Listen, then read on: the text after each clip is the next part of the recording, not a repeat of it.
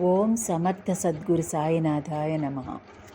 Swami Vivekananda part 1, 2వ అధ్యాయం. జన్మస్థలం వంశం.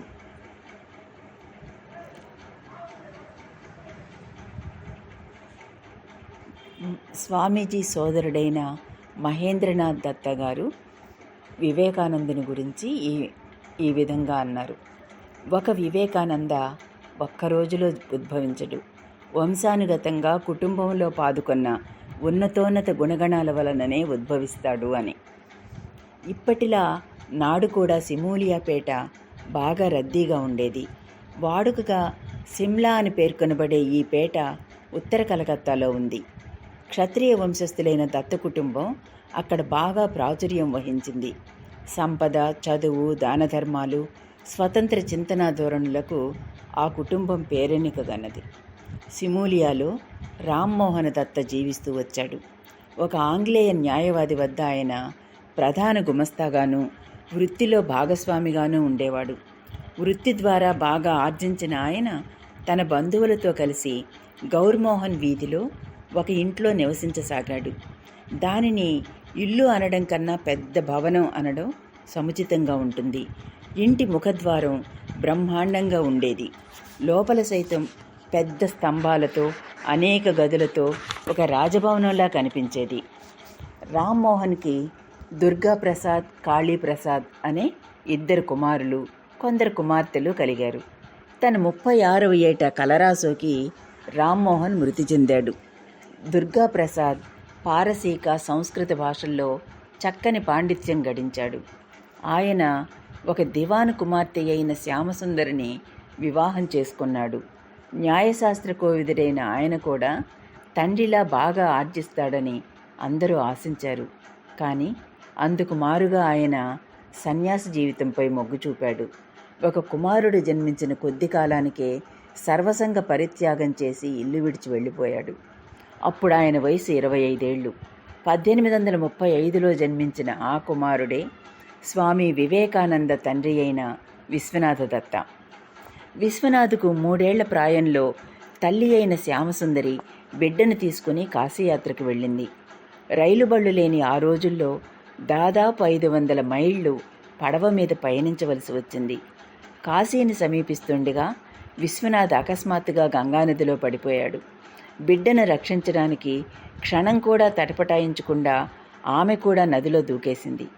కానీ ఆమెకు ఈత రాదు. అయినా బిడ్డను ఎలాగో గట్టిగా పట్టుకుంది.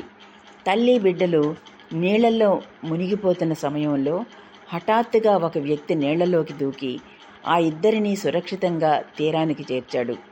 శ్యామసుందరి గట్టిగా పట్టుకున్న ఫలితంగా ఏర్పడ్డ మచ్చ విశ్వనాథ్ శరీరం మీద చాలా కాలం చెరిగిపోలేదు. కాశీలో శ్యామసుందరి పూజా పునస్కారాలు చేస్తూ కొన్ని రోజులు గడిపింది. ఒకరోజు గంగలో స్నానం చేసి విశ్వనాథ ఆలయానికి పోతున్నప్పుడు దారిలో కాలుజారి కింద పడడంతో ఆమెకు స్పృహ తప్పింది. ఆ సమయంలో ఆ దారిలో వెళుతున్న ఒక సన్యాసి ఆమెను మెట్ల మీదకు చేర్చి స్పృహ తెప్పించడానికి ప్రయత్నించసాగాడు. మెల్లగా స్పృహలోకి వచ్చిన శ్యామసుందరి కళ్ళు తెరిచి చూసింది. తనకు స్పృహ తెప్పించి అభిమానంతో చూస్తున్న వ్యక్తి ఎవరో కాదు, సాక్షాత్తు తన భర్త అయిన దుర్గాప్రసాద్ అని ఆమెకు చటుక్కున స్ఫురించింది. ఇద్దరూ పరస్పరం గుర్తుపట్టారు. అది ఒక్క క్షణమే. దుర్గాప్రసాద్ టక్కున లేచాడు. ఆహా, మాయ మాయ అంటూ రివ్వున అక్కడి నుండి వెళ్ళిపోయాడు. శ్యామసుందరి కూడా మెల్లగా భారంగా లేచి ఆలయ ప్రదక్షిణకు బయలుదేరింది. ఈ సంఘటన జరిగిన 12 సంవత్సరాల తర్వాత ఒకసారి దుర్గాప్రసాద్ కలకత్తాకు వచ్చి ఒక మిత్రుని ఇంట్లో బస చేశాడు. ఆ మిత్రుడు ఈ సంగతి దుర్గాప్రసాద్ ఇంట్లో చెప్పడంతో బంధువులంతా వచ్చి బలవంతంగా ఆయనను ఇంటికి తీసుకువెళ్లారు. చెప్పా పెట్టకుండా మళ్ళీ వెళ్ళిపోతాడేమోనని భయపడి ఆయనను ఒక గదిలో ఉంచి తాళం పెట్టారు. దుర్గాప్రసాద్ ప్రతిఘటించలేదు. తన నిరసనను మౌనంగా వ్యక్తం చేశాడు. 3 రోజులు నిద్రాహారాలు మానుకొన్నాడు. ఇదే తీరు కొనసాగితే ఆయన బలవన్మరణం పొందుతాడేమో అని భయపడి బంధువులు ఆయనను వదిలిపెట్టారు. కాలాంతరంలో ఆయన కాశీలో ఒక మఠానికి అధ్యక్షుడైనట్లు వినికిడి. కానీ ఎలాంటి ఇదమిద్దమైన సమాచారము అందలేదు. విశ్వనాథ్ పెరిగి పెద్దవాడై సంపాదనాపరుడయ్యాక ఒకసారి కాశీకి వెళ్ళి తండ్రి ఆచూకీ కోసం గట్టిగా ప్రయత్నించాడు. కానీ ఫలితం లేకపోయింది. కాలాంతరంలో విశ్వనాథ్ పేరు ప్రతిష్టలు సంపాదించుకున్నప్పటికీ ఆయన యువప్రాయం ఆనందంగా గడవలేదు. తండ్రి సన్యాసం పుచ్చుకోవడంతో అతడికి తండ్రి ప్రేమ కరువైంది. తండ్రి ఇల్లు విడిచి వెళ్ళిపోయాక పినతండ్రి అయిన కాళీప్రసాద్ కుటుంబ బాధ్యత చేగొన్నాడు. ఆయనకు సంపాదనంటూ ఏమీ లేదు. అందువలన కుటుంబ ఖర్చులన్నీ ఉమ్మడి ఆస్తి నుండి జరిగిపోసాగాయి. దాంతో నానాటికి ఆస్తి తరిగిపోసాగింది. న్యాయంగా విశ్వనాథ్కు ఆస్తిలో సగం వాటా రావలసి ఉన్నా పినతండ్రి అందుకు అభ్యంతరం పెట్టాడు. శ్యామసుందరి ఎంతో కష్టంతో కుమారుణ్ణి పెంచసాగింది. తల్లి ప్రేమకు కూడా విశ్వనాథ్ ఎక్కువ కాలం నోచుకోలేదు. విశ్వనాథ్కు 10వ ఏడు జరుగుతున్నప్పుడు శ్యామసుందరి మరణించింది. దాంతో విశ్వనాథ్ ఏకాకి అయ్యాడు. పినతండ్రి కుటుంబం నుండి అతడికి ఎలాంటి ప్రేమానురాగాలు లభించలేదు. అయినప్పటికీ దత్తవంశ కీర్తి ప్రతిష్టలను ఇనుమడించేలా విశ్వనాథ్ పెరిగి పెద్దవాడయ్యాడు. ఆంగ్లం, ఉర్దూ, అరబిక్, పారసీకం, హిందీ, బెంగాలీ భాషలలో అతడు చక్కని పాండిత్యం గడించాడు. చరిత్ర, సాహిత్యాలలో ఎంతో ఆసక్తి కనబరిచాడు. సంస్కృతం నేర్చుకున్నాడు. ఏదైనా వృత్తి చేపట్టాలని తొలుత ప్రయత్నించాడు. కానీ ఆ ప్రయత్నంలో సఫలీకృతుడు కాలేకపోయాడు. ఆ తర్వాత న్యాయశాస్త్రంలో పట్టభద్రుడై 1866లో న్యాయవాది అయ్యాడు. ఆ రంగంలో అనతి కాలంలోనే విశ్వనాథ్ బాగా రాణించాడు. ఒకవైపు 2 చేతులా ఆర్జిస్తున్న విశ్వనాథ్ మరొక వైపు ఎడాపెడా ఖర్చు చేయసాగాడు. స్నేహితులు, బంధువులు, పని మనుషులు, వాహనాలు అంటూ ఆర్భాటపు జీవితం గడపసాగాడు. పాకకళలో నిష్ణాతుడైన విశ్వనాథ్ అప్పుడప్పుడు విందు భోజనాలు ఏర్పాటు చేసేవాడు. తాను తినడంతో సరిపెట్టుకోకుండా ఇతరులకు కూడా మృష్టాన్న భోజనాలు వడ్డించి ఆనందించేవాడు. వృత్తి నిమిత్తమై విశ్వనాథ్ దేశంలో పలు ప్రాంతాలలో నివసించవలసి వచ్చింది. అందుమూలంగా పొందిన అనుభవాలను ఆధారంగా చేసుకుని ఆయన వంగ భాషలోనూ హిందీలోనూ శిష్టాచార పద్ధతి అనే పుస్తకం రచించాడు. 2 సంపుటాలు గల ఆ పుస్తకం మొదటి సంపుటం 1882లో వెలువడింది. 1884లో ఆయన మృతి చెందడం వలన కుటుంబ పరిస్థితులు తలకిందులవడంతో 2వ సంపుటం వెలువడలేదు. వంగ భాషలో సులోచన అనే నవలను కూడా ఆయన రచించాడు. జ్యోతిష్ శాస్త్రం కూడా నేర్చుకోవడం వలన ఆయన తన పిల్లల జాతకాలను స్వయంగా తనే గణించాడు. సంగీతాది లలిత కళలలో సైతం ఆయనకు అభినివేశం ఉంది. చక్కని గాత్రం కలిగిన ఆయన సాంప్రదాయానుసారం సంగీతం నేర్చుకున్నాడు. సుశ్రావ్యంగా పాడేవాడు. వీటన్నింటికన్నా మిన్నయైన ఉన్నతమైన చింతనా సరళి, విశాల దృక్పథము విశ్వనాథును ఒక సమున్నత వ్యక్తిత్వం గల మనిషిగా రూపొందించాయి. కుల పట్టింపులు, మతోన్మాదము పాతుకుపోయిన ఆ రోజుల్లో విందు భోజనాలకు, ఇతర వేడుకలకు మహమ్మదీయులను ఇంటికి ఆహ్వానించేవాడు. వారికి సముచితమైన ఆహారం వండించి వడ్డించేవాడు. హైందవ శాస్త్రాలతో పాటు బైబిల్, పారసీక కవి అయిన హఫీజ్ కవితా సంపుటి దివాన్-ఈ-హఫీజ్ను కూడా ఆయన శ్రద్ధగా చదివాడు. దాతృత్వం విశ్వనాథ్ నరంలోనూ ఊరిపోయిందంటే అతిశయోక్తి కాదు. సహాయార్థం ఆయనను ఆశ్రయించి రిక్తహస్తాలతో తిరిగి వెళ్ళిన వారు లేరు.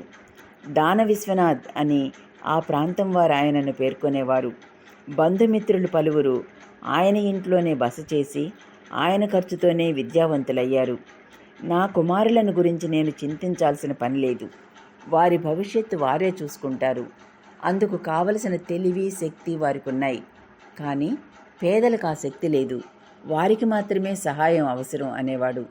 అందువలన తనను గురించి, తన పిల్లల భవిష్యత్తు గురించి కించిత్తు కూడా యోచించకుండా తన సంపాదనంతా ఇతరుల కోసం వ్యయం చేశాడు.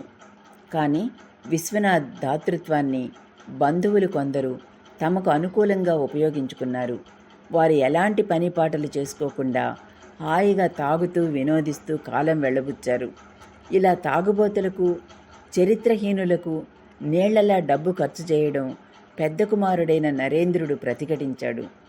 అప్పుడు విశ్వనాథ్ ఇలా అన్నాడు: మధుపానం చేసి తాత్కాలికంగానైనా తమ బాధలను మరచిపోవడానికి ప్రయత్నించే ఈ పేదల గురించి నీకెలా తెలుస్తుంది? నువ్వు కూడా పెరిగి పెద్దవాడయ్యాక వారి పట్ల జాలి చూపుతావులే. ఇలా డబ్బుని ఎడాపెడా వృధాగా ఖర్చు చేస్తున్న తండ్రిని నిలదీసి నరేంద్రుడు ఒకసారి, అవును, ఇలా ఖర్చు చేస్తున్నారే, నా కోసం ఏం పొదుపు చేసి ఉంచారు అని అడిగాడు. అందుకు విశ్వనాథ్ బదులు చెప్పక అతన్ని ఒక నిలువుటద్దం ముందు నిలబెట్టాడు. అద్దంలోని నరేంద్రుని ప్రతిబింబాన్ని చూపిస్తూ, చూడు, ఇదిగో ఈ బలిష్టమైన శరీరాన్ని నీకు ఇచ్చాను, ఇదే నేను నీకు ఇచ్చిన ఆస్తి అన్నాడు. మంచి చదువు, ఆరోగ్యవంతమైన శరీరం, చక్కని జీవన ప్రమాణం పిల్లలకు అందిస్తే వారి భవిష్యత్తు ఉజ్వలంగా రూపొందుతుందని ఆయన ఉద్దేశం. అందుకు తగ్గ రీతిలోనే ఆయన పిల్లలను పెంచాడు. పిల్లలకు అపరిమిత ఆస్తిని కూడబెట్టడం కన్నా జీవితాన్ని ఎదురొడ్డి నిలిచేవారిగా వారిని తీర్చిదిద్దడమే ప్రధానమని ఆయన భావించాడు. విశ్వనాథ్ పినతండ్రి అయిన కాళీప్రసాద్ ఒక కన్ను కోల్పోయాడు. తమ వాటా ఆస్తిని కాజేసి తమను నిరాదరించిన ఆయనను ఆయన భార్యను విశ్వనాథ్ చేరదీసి ఆదరించాడు. కుటుంబ నిర్వహణ కూడా వారికి అప్పజెప్పాడు. నిజానికి విశ్వనాథ్ భార్యాపిల్లలు సైతం వారి దాక్షిణ్యం కిందే జీవించవలసి వచ్చిందని చెప్పుకోవాలి. సంపాదిస్తున్న వ్యక్తి భార్యాబిడ్డల కన్నా పరాయి వారినే వారు బాగా చూసుకుంటున్నారనే సంగతి విశ్వనాథ్కి తెలియకపోలేదు. కానీ వారు వృద్ధులవ్వడం వలన ఓర్పు వహించాడు. అదేవిధంగా మెలగమని తన భార్యతో కూడా చెప్పాడు. వితంతు పునర్వివాహాలను దుయ్యబట్టే నాటి రోజుల్లో కూడా దానిని విశ్వనాథ్ ఆమోదించాడు. ఆయన భార్య కూడా అట్లే. క్లుప్తంగా చెప్పాలంటే విశ్వనాథ్ తన అలవాట్లలోనూ ప్రవర్తనలోనూ ఒక హిందువుగా వ్యవహరించాడు. అదే సమయంలో విస్తృత దృక్పథం, విశాల హృదయం, పరాయి మతాలను ఆదరించడం లాంటి గుణగణాలలో ప్రత్యేకించి విరాజిల్లాడు. 1851లో తన 16వ ఏట విశ్వనాథ్ 10 ఏళ్ల భువనేశ్వరీదేవిని వివాహం చేసుకున్నాడు. తెలివితేటలు, బుద్ధి సూక్ష్మత సంతరించుకున్న వ్యక్తి భువనేశ్వరీదేవి. ఆ ఉమ్మడి కుటుంబాన్ని ఆమె దక్షతతో నిర్వహించింది. తీరిక లేని ఇంటి పనుల మధ్య సంగీతం, కుట్టుపని, రామాయణ మహాభారత పారాయణం లాంటి వాటికి ఆమె రోజులో ఒక ప్రత్యేక సమయాన్ని కేటాయించేది. కొద్దిగా ఆంగ్లం కూడా ఆమె నేర్చుకుంది. గాంభీర్యం ఉట్టిపడే వ్యక్తిత్వం గల ఆమె మితభాషి. సుఖదుఖాలనన్నింటినీ యథాతథంగా స్వీకరించి భగవద్ అనుగ్రహం మీద ఆధారపడి జీవించడం ఆమె అలవరుచుకుంది. భక్తి, పూజాదికాలు భువనేశ్వరి నిత్య జీవితంలో ప్రాధాన్యం వహించాయి. ఆమె నిత్య పూజలో శివపూజ విశిష్టతను సంతరించుకుంది. సుశ్రావ్యంగా ఆమె కృష్ణుని గూర్చి ఆర్తితో పాడేది. మంచి జ్ఞాపక శక్తి గల ఆమెకు రామాయణ మహాభారతాలు పుటల కొద్దీ కంఠస్థం. వీధిలో బిచ్చగాళ్లు పాడుకునే పాటలను ఒక్కసారి వినగానే ఆమెకు కంఠస్థమయ్యేదంటే అతిశయోక్తి కాదు. వంగభాషలో ఆమె కవితలు కూడా రచించడం కద్దు. భువనేశ్వరి, విశ్వనాథ్ దంపతులకు 4 మగపిల్లలు, 6 ఆడపిల్లలు కలిగారు. పెద్ద కుమారుడు 8 నెలలకే చనిపోయాడు. 2వ సంతానమైన ఆడపిల్ల 2.5 ఏళ్ల వయసులో మృతి చెందింది. 3వ సంతానమైన కుమార్తె హరమణి 22 ఏళ్లు జీవించింది. 4వ సంతానమైన స్వర్ణమణి 72 ఏళ్లు జీవించింది. తదుపరి జన్మించిన ఆడపిల్ల యుక్త వయసులో మరణించింది. ఆ తర్వాత నరేంద్రుడు.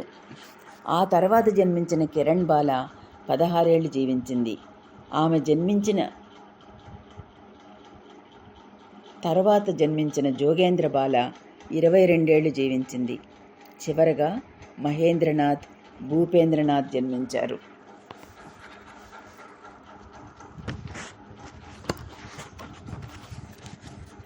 స్వామి వివేకానంద జన్మించిన ఆ గృహం ఇప్పుడు ఆయన స్మారక చిహ్నంగా రామకృష్ణ మిషన్ కేంద్రాలలో ఒకటిగా విరాజిల్లుతున్నది. ఈ భవనాన్ని ఆయన స్మారక చిహ్నంగా రూపొందించడంలో ఎన్నో అవరోధాలు ఎదుర్కోవలసి వచ్చింది. స్వామీజీ సోదరులిద్దరూ అవివాహితులు. సోదరీమణులలో ఒకరు స్వామీజీ జీవించి ఉన్నప్పుడే మృతి చెందారు. సంతతి లేని కారణంగా ఎవరెవరో ఆ ఇంటిని హస్తగతం చేసుకోవడానికి గట్టిగా ప్రయత్నించారు. వారందరినీ ఖాళీ చేయించడం తలకు మించిన పనైంది. ఆ గృహం 2002లో రామకృష్ణ మిషన్కు సొంతమైంది. 2004 సెప్టెంబర్ 11వ తేదీన అది స్వామీజీ స్మారక భవనంగా రూపొందింది.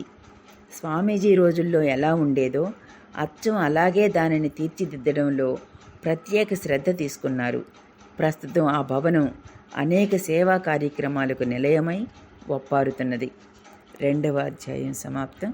ఓం సాయిరామ్.